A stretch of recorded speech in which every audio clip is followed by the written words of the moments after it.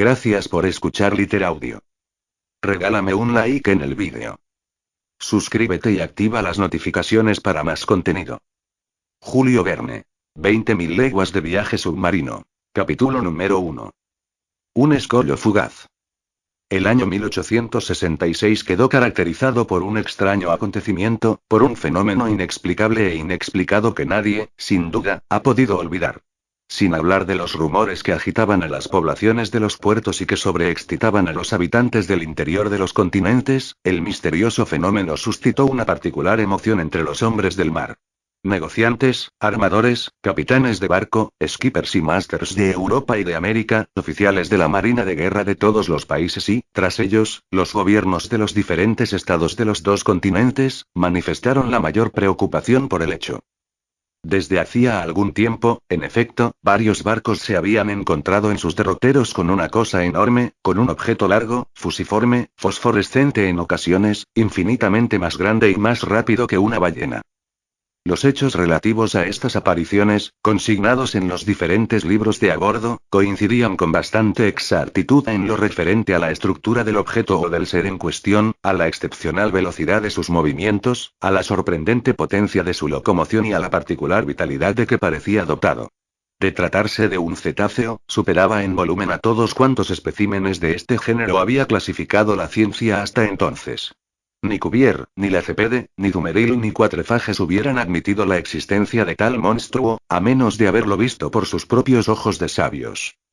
El promedio de las observaciones efectuadas en diferentes circunstancias, una vez descartadas tanto las tímidas evaluaciones que asignaban a ese objeto una longitud de 200 pies, como las muy exageradas que le imputaban una anchura de 1 milla y una longitud de 3, permitía afirmar que ese ser fenomenal, de ser cierta su existencia, superaba con exceso todas las dimensiones admitidas hasta entonces por los ictiólogos.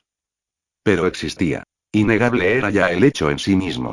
Y, dada esa inclinación a lo maravilloso que existe en el hombre, se comprende la emoción producida por esa sobrenatural aparición.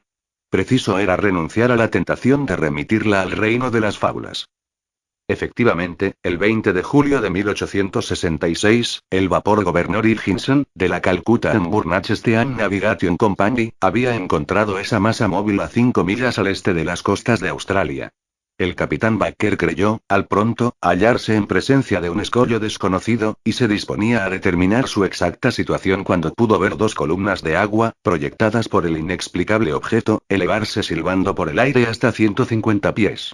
Forzoso era, pues, concluir que de no estar el escollo sometido a las expansiones intermitentes de un geyser, el gobernador Higginson había encontrado un mamífero acuático, desconocido hasta entonces, que expulsaba por sus espiráculos columnas de agua, mezcladas con aire y vapor.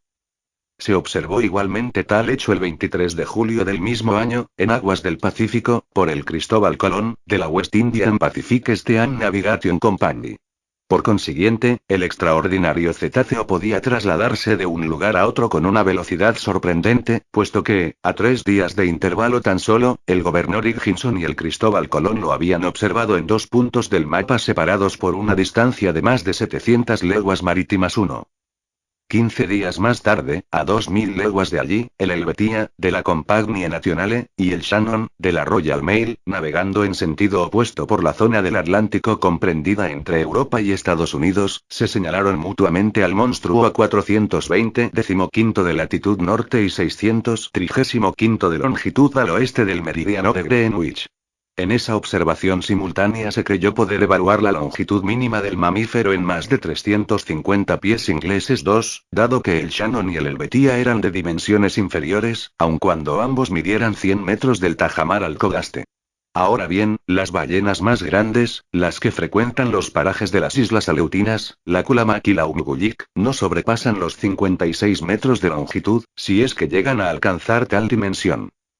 Estos sucesivos informes. Nuevas observaciones efectuadas a bordo del transatlántico Le Pereire, un abordaje entre el monstruo y el Etna, de la línea Iseman. Un acta levantada por los oficiales de la fragata francesa la Normandie. Un estudio muy serio hecho por el Estado Mayor del Comodoro Fitzjames a bordo del Lord Clyde, causaron una profunda sensación en la opinión pública. En los países de humor ligero se tomó a broma el fenómeno, pero en los países graves y prácticos, en Inglaterra, en América, en Alemania, causó una viva preocupación. En todas partes, en las grandes ciudades, el monstruo se puso de moda. Fue tema de canciones en los cafés, de broma en los periódicos y de representación en los teatros. La prensa halló en él la ocasión de practicar el ingenio y el sensacionalismo. En sus páginas, pobres de noticias, se vio reaparecer a todos los seres imaginarios y gigantescos, desde la ballena blanca, la terrible Moby Dick de las regiones hiperbóreas, hasta el desmesurado Kraken, cuyos tentáculos pueden abrazar un buque de 500 toneladas y llevárselo a los abismos del océano. Se llegó incluso a reproducir las noticias de los tiempos antiguos, las opiniones de Aristóteles y de Plinio que admitían la existencia de tales monstruos, los relatos noruegos del obispo Pontoppidan, las relaciones de Paul Elgede y los informes de Arrington, cuya buena fe no puede ser puesta en duda al afirmar haber visto, hallándose a bordo del Castillan, en 1857, la enorme serpiente que hasta entonces no había frecuentado otros mares que los del antiguo Constitucional. Todo esto dio origen a la interminable polémica entre los crédulos y los incrédulos, en las sociedades y en las publicaciones científicas. La cuestión del monstruo inflamó los ánimos. Los periodistas imbuidos de espíritu científico, en lucha con los que profesan el ingenio, vertieron oleadas de tinta durante la memorable campaña. Algunos llegaron incluso a verter 2 o 3 gotas de sangre, al pasar, en su ardor, de la serpiente de mar a las más ofensivas personalizaciones. Durante 6 meses la guerra prosiguió con lances diversos. A los artículos de fondo del Instituto Geográfico del Brasil, de la Academia Real de Ciencias de Berlín, de la Asociación Británica, del Instituto Smithsoniano de Washington, a los debates del The Indian Archipélago, del Cosmos del Abate Moigno y del Mitteilungen de Petermann, y a las crónicas científicas de las grandes publicaciones de Francia y otros países replicaba la prensa vulgar con alardes de un ingenio inagotable. Sus inspirados redactores, parodiando una frase de Linneo que citaban los adversarios del monstruo, mantuvieron, en efecto, que la naturaleza no engendra tontos, y conjuraron a sus contemporáneos a no infligir un mentis a la naturaleza y, consecuentemente, a rechazar la existencia de los kraken, de las serpientes de mar, de las Moby Dick y otras lucubraciones de marineros delirantes. Por último, en un artículo de un temido periódico satírico, el más popular de sus redactores, haciendo acopio de todos los elementos, se precipitó, como Hipólito, contra el monstruo, le asestó un golpe definitivo y acabó con él en medio de una carcajada universal. El ingenio había vencido a la ciencia. La cuestión parecía ya enterrada durante los primeros meses del año de 1867, sin aparentes posibilidades de resucitar, cuando nuevos hechos llegaron al conocimiento del público. Hechos que revelaron que no se trataba ya de un problema científico por resolver, sino de un peligro serio, real, a evitar. La cuestión adquirió así un muy diferente aspecto. El monstruo volvió a erigirse en islote, roca, escollo, pero un escollo fugaz, indeterminable, inaprehensible. El 5 de marzo de 1867, el Moravian, de la Montreal Ocean Company, navegando durante la noche a 270 trigésimo de latitud y 720 decimoquinto de longitud, chocó por estribor con una roca no señalada por ningún mapa en esos parajes. Impulsado por la fuerza combinada de viento y de sus 400 caballos de vapor, el buque navegaba a la velocidad de 13 nudos. Abierto por el choque, es indudable que de no ser por la gran calidad de su casco, el Moravian se habría ido a pique con los 237 pasajeros que había embarcado en Canadá. El accidente había ocurrido hacia las 5 de la mañana, cuando comenzaba a despuntar el día. Los oficiales de guardia se precipitaron hacia popa y escrutaron el mar con la mayor atención, sin ver otra cosa que un fuerte remolino a unos 3 cables de distancia del barco, como si las capas líquidas hubieran sido violentamente batidas. Se tomaron con exactitud las coordenadas del lugar y el Moravian continuó su rumbo sin averías aparentes. ¿Había chocado con una roca submarina o había sido golpeado por un objeto residual, enorme, de un naufragio? No pudo saberse, pero al examinar el buque en el dique carenero se observó que una parte de la quilla había quedado destrozada. Pese a la extrema gravedad del hecho, tal vez habría pasado al olvido como tantos otros si no se hubiera reproducido en idénticas condiciones, 3 semanas después. Pero en esta ocasión la nacionalidad del buque víctima de este nuevo abordaje y la reputación de la compañía a la que pertenecía el navío dieron al acontecimiento una inmensa repercusión. Nadie ignora el nombre del célebre armador inglés Cunard, el inteligente industrial que fundó, en 1840, un servicio postal entre Liverpool y Halifax, con 3 barcos de madera, de ruedas, de 400 caballos de fuerza y con un arqueo de 1162 toneladas. 8 años después, el material de la compañía se veía incrementado en 4 barcos de 650 caballos y 1820 toneladas, y 2 años más tarde, en otros 2 buques de mayor potencia y tonelaje. En 1853, la compañía Cunard, cuya exclusiva del transporte del correo acababa de serle renovada, añadió sucesivamente a su flota el Arabia, el Persia, el China, el Escotia, el Java y el Rusia, todos ellos muy rápidos y los más grandes que, a excepción del Great Eastern, hubiesen surcado nunca los mares. Así, pues, en 1867, la compañía poseía 12 barcos, 8 de ellos de ruedas y 4 de hélice. La mención de tales detalles tiene por FM mostrar la importancia de esta compañía de transportes marítimos, cuya inteligente gestión es bien conocida en el mundo entero. Ninguna empresa de navegación transoceánica ha sido dirigida con tanta habilidad como esta. Ningún negocio se ha visto coronado por un éxito mayor. Desde hace 26 años, los navíos de las líneas Cunard han atravesado 2000 veces el Atlántico sin que ni una sola vez se haya malogrado un viaje, sin que se haya producido nunca un retraso, sin que se haya perdido jamás ni una carta, ni un hombre ni un barco. Por ello, y pese a la poderosa competencia de las líneas francesas, los pasajeros continúan escogiendo la Cunard, con preferencia a cualquier otra, como demuestran las conclusiones de los documentos oficiales de los últimos años. Dicho esto, a nadie sorprenderá la repercusión hallada por el accidente ocurrido a uno de sus mejores barcos. El 13 de abril de 1867, el Scotia se hallaba a 150 decimosegundo de longitud y 450 37º de latitud, navegando con mar bonancible y brisa favorable. Su velocidad era de 13 nudos y 43 centésimas, impulsado por sus 1000 caballos de vapor. Sus ruedas batían el agua con una perfecta regularidad. Su calado era de 6 metros y 60 centímetros, y su desplazamiento de 6.624 metros cúbicos. A las 4:17 de la tarde, cuando los pasajeros se hallaban merendando en el gran salón, se produjo un choque, poco sensible, en realidad, en el casco del Scotia, un poco más atrás de su rueda de babor. No había sido el Scotia el que había dado el golpe sino el que lo había recibido, y por un instrumento más cortante o perforante que contundente. El impacto había parecido tan ligero que nadie a bordo se habría inquietado si no hubiesen subido al puente varios marineros de la cala gritando: «¡Nos hundimos! ¡Nos hundimos!». Los pasajeros se quedaron espantados, pero el capitán Anderson se apresuró a tranquilizarles. En efecto, el peligro no podía ser inminente. Dividido en 7 compartimientos por tabiques herméticos, el Scotia podía resistir impunemente una vía de agua. El capitán Anderson se dirigió inmediatamente a la cala. Vio que el 5.º compartimiento había sido invadido por el mar, y que la rapidez de la invasión demostraba que la vía de agua era considerable.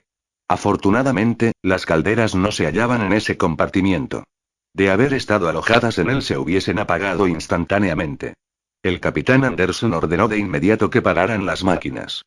Un marinero se sumergió para examinar la avería. Algunos instantes después pudo comprobarse la existencia en el casco del buque de un agujero de unos 2 metros de anchura. Imposible era cegar una vía de agua tan considerable, por lo que el Scotia, con sus ruedas medio sumergidas, debió continuar así su travesía.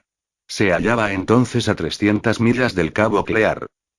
Con un retraso de 3 días que inquietó vivamente a la población de Liverpool, consiguió arribar a las dársenas de la compañía.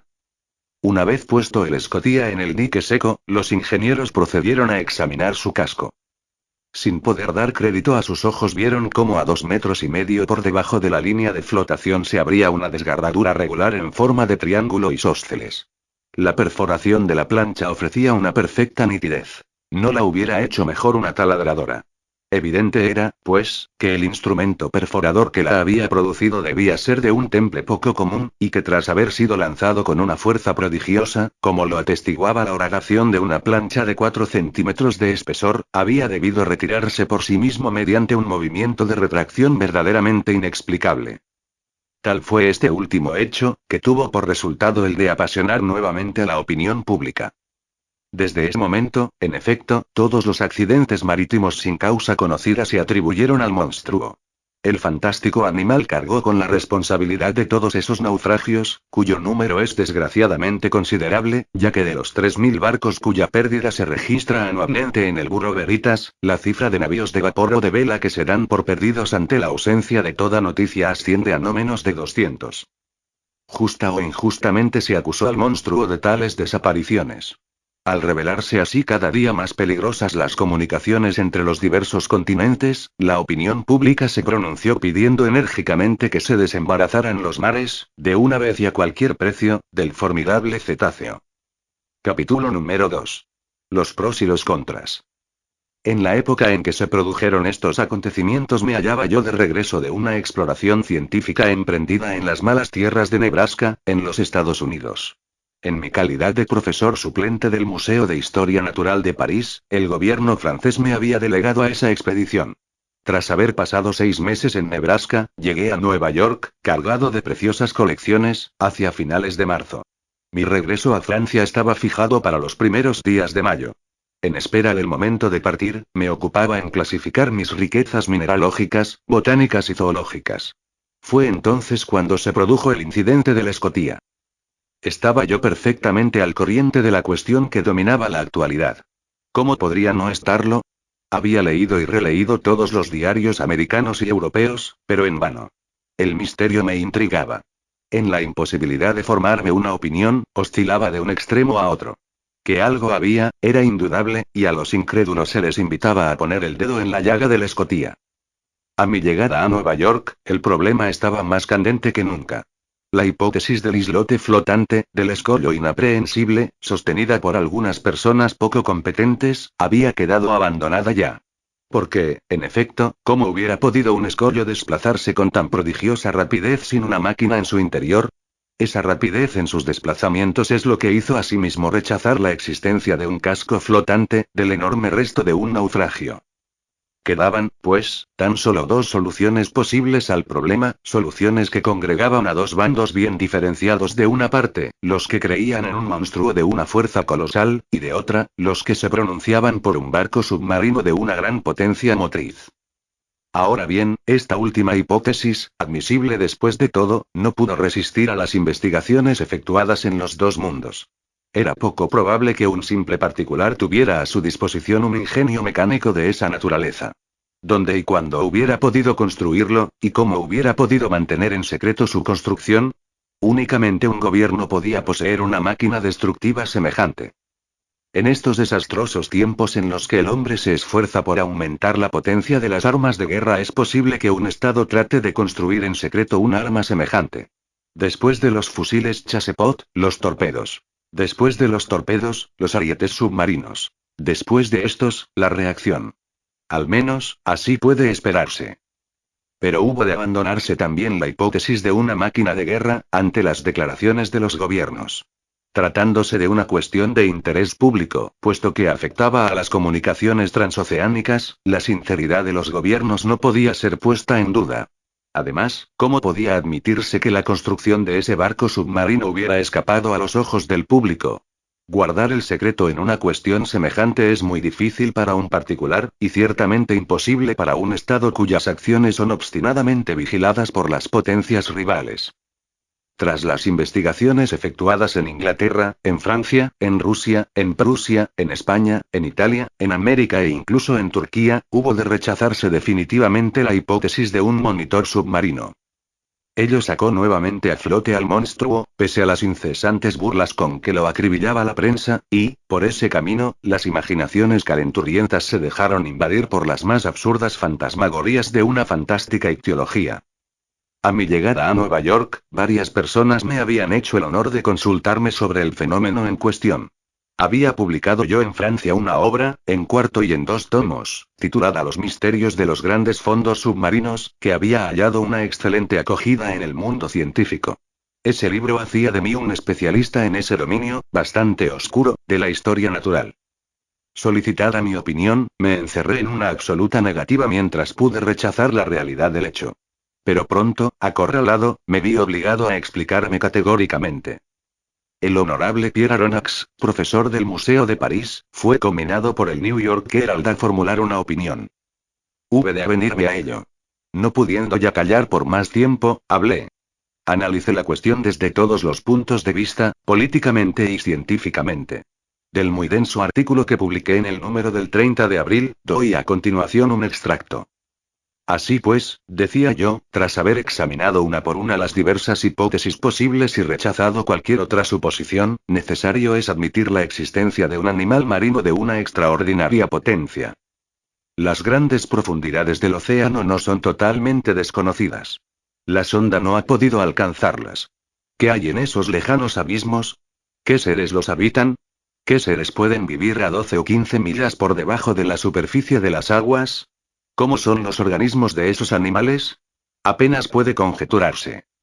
La solución del problema que me ha sido sometido puede revestir la forma del dilema. O bien conocemos todas las variedades de seres que pueblan nuestro planeta o bien no las conocemos. Si no las conocemos todas, si la naturaleza tiene aún secretos para nosotros en ictiología, nada más aceptable que admitir la existencia de peces o de cetáceos, de especies o incluso de géneros nuevos, de una organización esencialmente adaptada a los grandes fondos, que habitan las capas inaccesibles a la sonda, y a los que un acontecimiento cualquiera, una fantasía, un capricho si se quiere, les lleva a largos intervalos al nivel superior del océano.